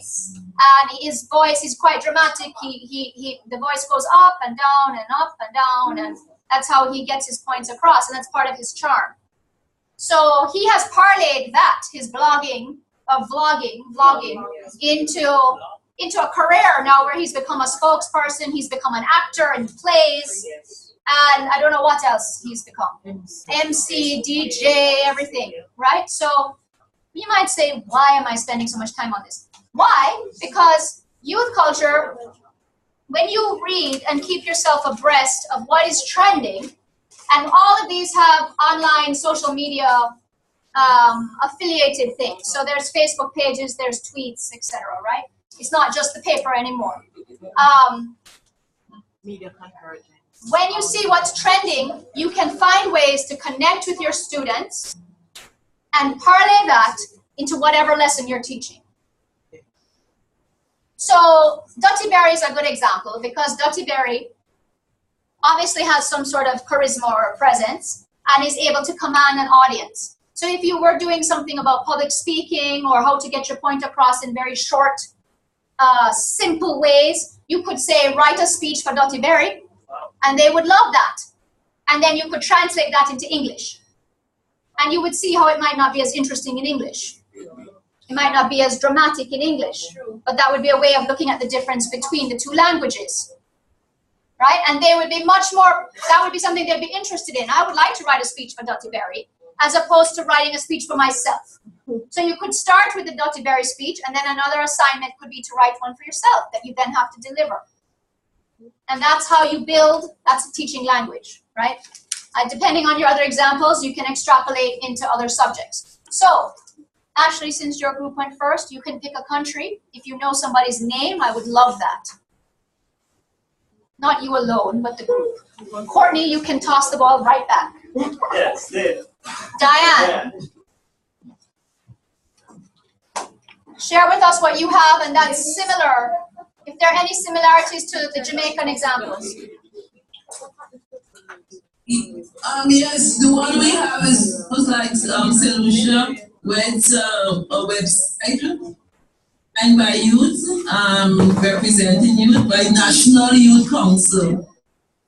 It's the heading is Youth Representing Youth Positively. And they have articles written by youth. Certain for written anything that they want to highlight, Princess Show, all those things. So a lot of focus on entertainment and areas that they would be interested in, as opposed to what's happening in the world. Yes, like for example, I have one here. Youth move to empower their community. What happening in school, where the line is this weekend, you know, how the election affect the youth. And there's some people, they have published their essays from school on the website. The age group is between 18 and 35. And the ads we have MoneyGram, FC, Pizza Hut, similar ads, International Jewelers, yes, clothes, right. Crime Stopper, that's Okay, thank you, Diane. Did anybody else in your group do a different piece? Was there anything different that they found, or was their analysis very similar? Very similar. Okay, all right, that's what I expected. Thank you. You picked your country now. Bermuda went already? No. I wanted Bermuda. Okay, Bermuda. Over to you. Ashley, you're moving around. No, Ashley's not there. That's okay. You moved. Oh, right. You see, they keep me on my toes. You see that? They're always moving in Bermuda. Okay, what did you guys do? An online thing or a printed thing?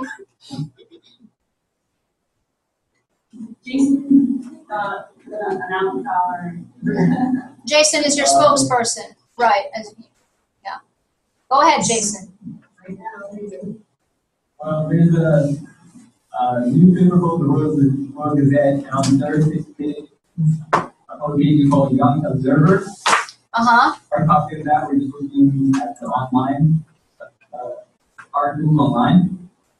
And basically, some of the themes they cover are athletics, volunteering, technology, professional networking, science, and things like that. Science? What kind of science?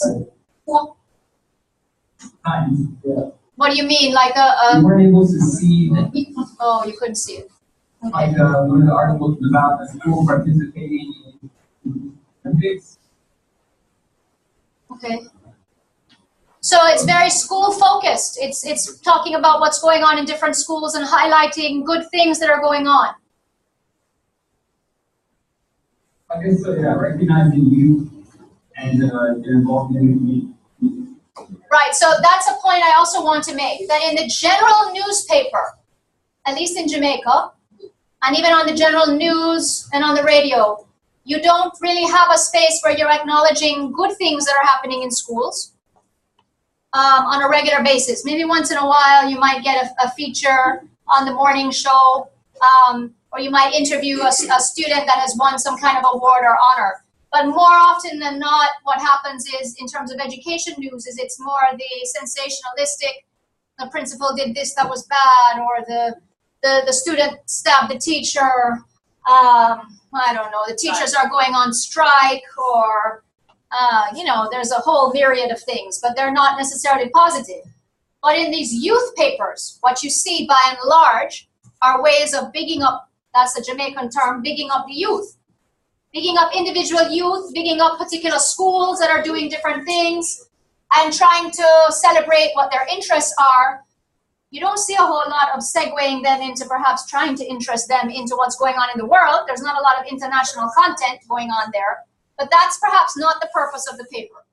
The purpose of the publication is to share what's going on in certain pockets of the country with each other in this age group, and then highlight interesting things, not necessarily always excellence, but it's something that would be of human interest. Okay?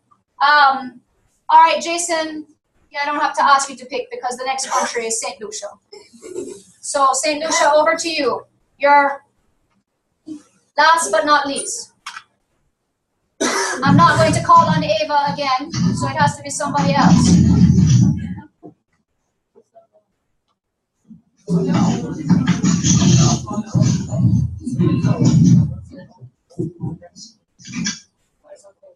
Ready?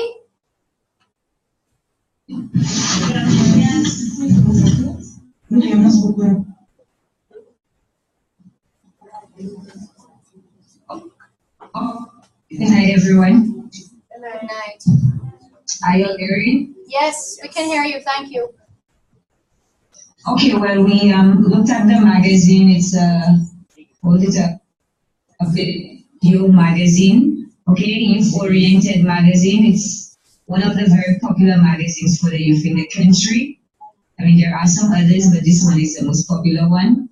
And we looked at some of the style of the language that was in we saw a lot of the youth language, like tweets, and there are all of the different tweets, and then things like hashtag selfie of the week.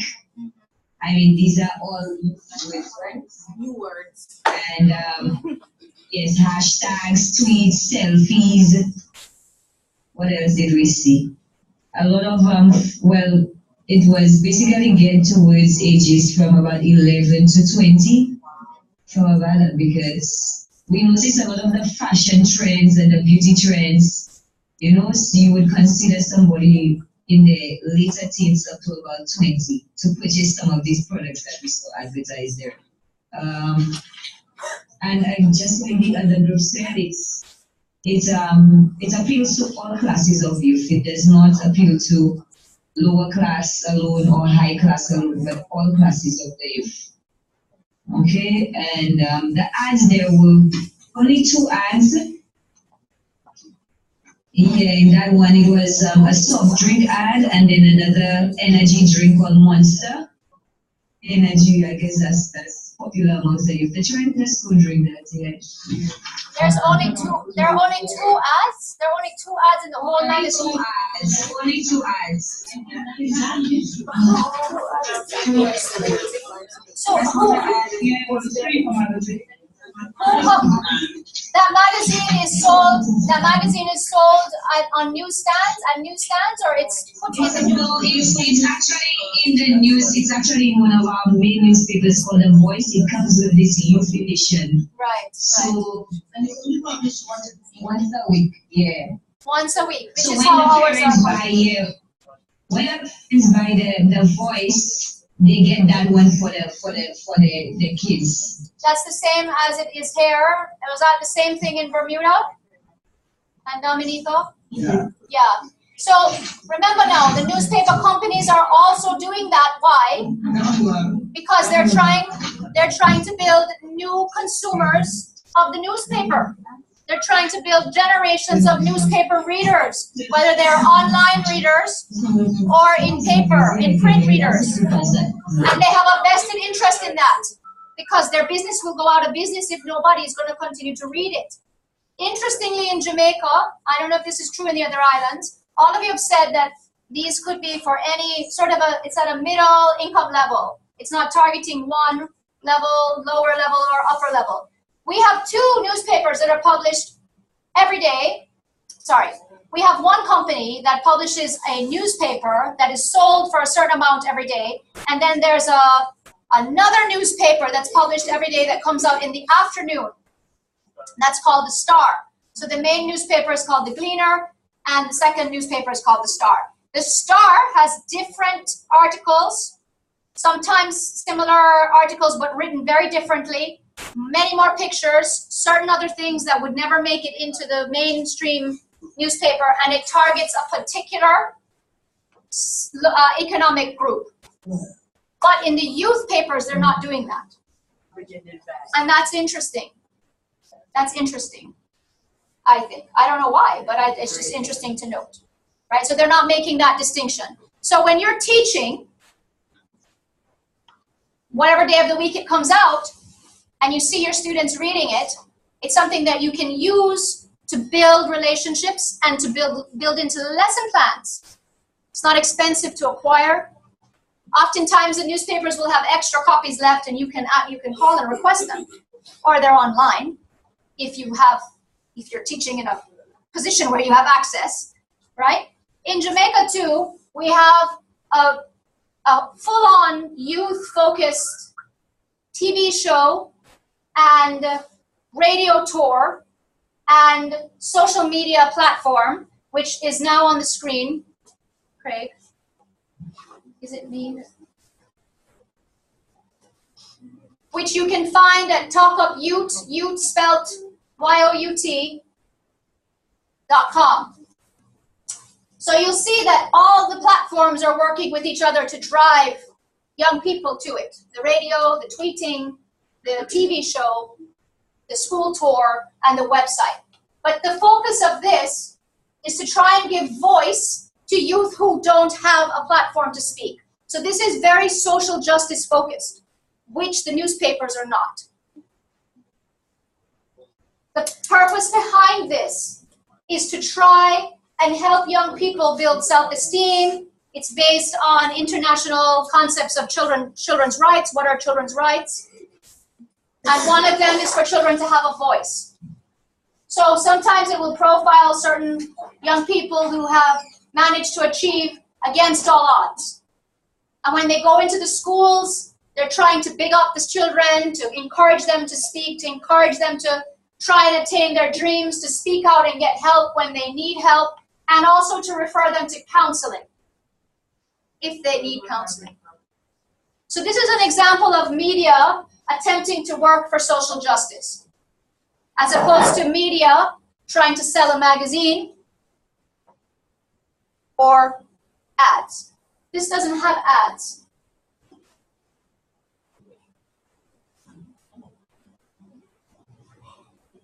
This too would be an interesting resource. Probably more for Jamaica than the other islands, but I don't know if you have anything similar in your countries. But this is an example of new ways that teachers can access and make connections to young people. They go out into bus parks and they speak to these children as they're commuting back and forth. So it's really about empowerment as opposed to building a new generation of consumers of newspapers, or preying on the fact that you know that they're going to want to buy it because it has the past papers for the exams. Okay? So I'm just showing you that as an aside. So youth culture is always evolving. Change is a constant because, as Sonia was saying, some of these things are new words, selfie, hashtag. 5 years ago, hashtag didn't exist. I don't think. Maybe it did. I don't think it did. Failure. I was just thinking of something that I discussed with my class recently. We were mentioning that in this day and age, the people writing the blogs and making the video logs are the ones who are spotting the news. And we looked at it from an international point of view, as really just pushing blogs. We looked at it from an international point of view where with all the eruptions in Egypt, in Syria, in that side of the world, that it was not so much the rest of the world is hearing about it from the news or the TV, but we were hearing about it from people who had cell phones, had blogs writing about it. So you're getting it on the ground. And that's the power of media. I'm taking what people say and seeing it for myself and sharing it with others out there. Right, and it's not necessarily as filtered. It's not necessarily as filtered. What they call hashtag filter. And it is not, for example, when the guy who created Facebook, he didn't imagine that it was going to be used to help spur on revolutions. You know, that's not what he was thinking of. But you see how it can snowball and it can change.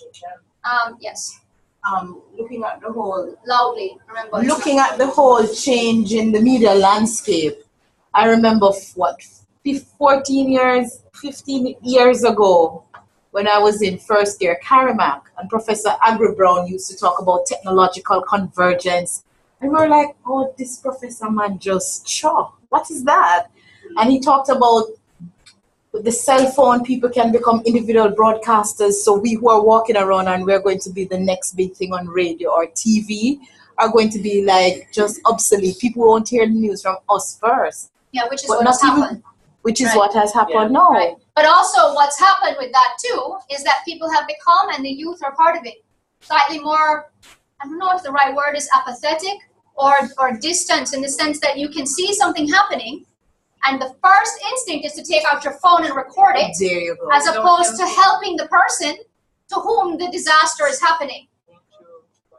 And that's a lesson in moral responsibility. So there are many examples that you could use with that. Like I heard an example recently of an email that was sent around between high school students. I don't know who sent it. I don't know who's involved in it, but it had to do with sexual misconduct. Girls being who were drunk, and then there was they were being taken advantage of, and one of the young men filmed it, and then nicely sent it out on various email to various email accounts. Now, I don't know if that young man was also under the influence. I don't know what kind of penalties any of them are going to be involved in. I don't know, because thank God my children are not that age yet. But that's something to really discuss with young people, right? You have to be, when I was growing up, you didn't think of that. I mean, you didn't think, you thought, well, maybe you have to watch what you're drinking, where you get it from, but you didn't think somebody's going to film me and send it all over because it didn't exist.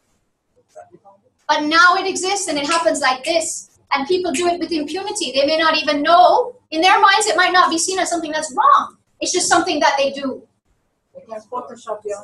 Oh yeah, and then there's photoshopping and all other things that they can do and change. And there's more responsibility that comes with the technology. And that is something that can come up in classrooms and is a very important moral lesson.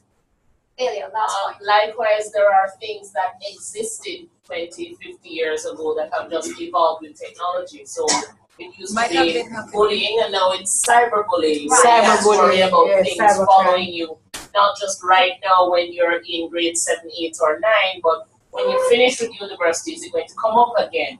After I've deleted my Facebook account, and I said, well, they've deleted it, I open another account. Are they going to find me again? Yeah. When I get that first big job, is the boss going to call me one day and say, listen, I saw this. And then this thing I just learned about today is something called revenge porn. Yeah, I don't know. Where you secretly film this person you're with, so that when you break up, also it's a must. So you see, the guidance counselors have a lot put out for them. But remember that the teachers are the de facto, the teachers are the de facto guidance counselors. And nobody really trains you about that. So when you're in over your head, you need to seek advice and get somebody to talk to the young people who can help to guide them in a more moral path, because this stuff is serious issues. And colleges and universities now check their Facebook accounts. I don't know if they know that, but they definitely have started to do that. And when you're on Facebook and you want to come out, Facebook is very difficult to get rid of your Facebook account. Facebook keeps asking you, are you sure you want to do this? They're going to email you again and say, and they leave it up for a while so that you can come back and restart it. Yes, it's like they don't want to lose you. So yes, in a way. So all right, so social media, even if cell phones are not allowed in schools and so on, social media plays a big part in the lives of young people now. So they don't speak to each other, they text and they WhatsApp. Right? There's now social scientists are now doing research on that and saying how people's relationships are changing. You've seen it, maybe you've experienced it. You go out to dinner with a friend, there's a phrase for this. I can't remember what the phrase is. There's now a word for this. You go out for dinner with friends and nobody's talking to each other. They're all on their phones. They're WhatsApping each other or other people that are not there. So what's the purpose of going out? You could have stayed at home and done that. There's a phrase. I'm going to have to find out what that phrase is. But anyway, these are all about how social interactions are changing, and it's partly why their attention span is also getting shorter. Right? So that makes it harder for you who are trying to teach and hold their attention. Okay, we're wrapping up now. Next week, the topic is going to be looking at issues that relate to the social context of the classroom. So youth culture is one of those issues that relates to the social context. What is the social context? The environment in which you're teaching and all that impacts it. Some of those issues are race, class, gender, socioeconomic status. Right? Those are some of those issues. And we're going to look at those more next week. The readings relate to that. Also access online. You don't need to bring anything next week, just yourselves. And the week after that, the movie critique, the film critique is due. That's March 25th. And that week, we'll have a guest lecturer who is a lecturer here in arts education, Dr. Mundell, who will come and discuss with you arts and education, and I believe multiple intelligence theory. Perhaps I won't have to do that. I don't know. I can do it, but he's capable of doing it too. So we will see. So that's just giving you a rundown of what's going to happen in the next 2 weeks. And then we're hitting next to Easter, near to Easter. Okay. Right. Are there any questions? Just to check if you're listening. What did I say we were going to discuss next week? Alyssa answers, good answer. Social issues in the classroom, social context of the classroom. We began that today with youth culture. We continue next week with race. Give me another one. Gender. Oh, you all are such good listeners. That's great. I hope you enjoy. What was that? Who was that? Which country? Nobody's answering. Okay.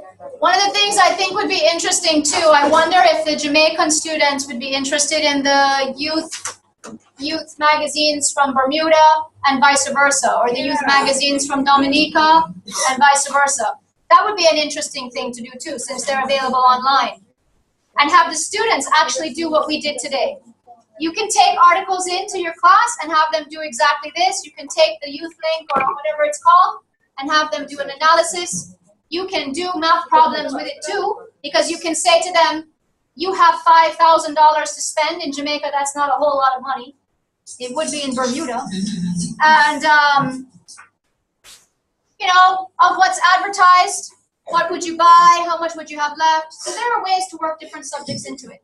Write your own article or create your own class newspaper. These are all different things you can do using what exists as a spark to create the lesson. All right? Yes, creativity is the name of the game. Thank you all. What was that? Who speaks? Who said that? Dominica. St. Lucia. Something about fifth form. They weren't speaking to me clearly. Okay. All right. Well, if there are no questions, you all are free to go. I just need to know one more thing. What time is it now for you all? Wow. 1 hour. You're 1 hour ahead. Okay. Yeah, because it changed. Okay. All right, I will email the PowerPoints and the Prezi as I promised. And if I come across any interesting articles, I'll send those. As I said in my email today, if any of you do, please send to me. And also, if you're going to be late for class or you need to leave early, I appreciate it if you let me know. Just send an email. Thank you all. Okay, have a good evening. You're welcome. Bye. Bye, classmates.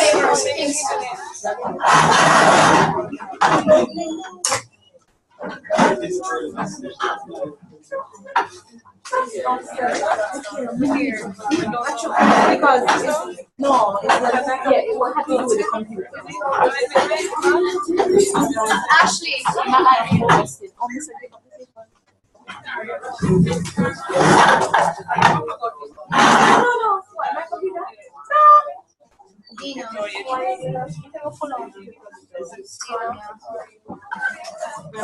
Delia.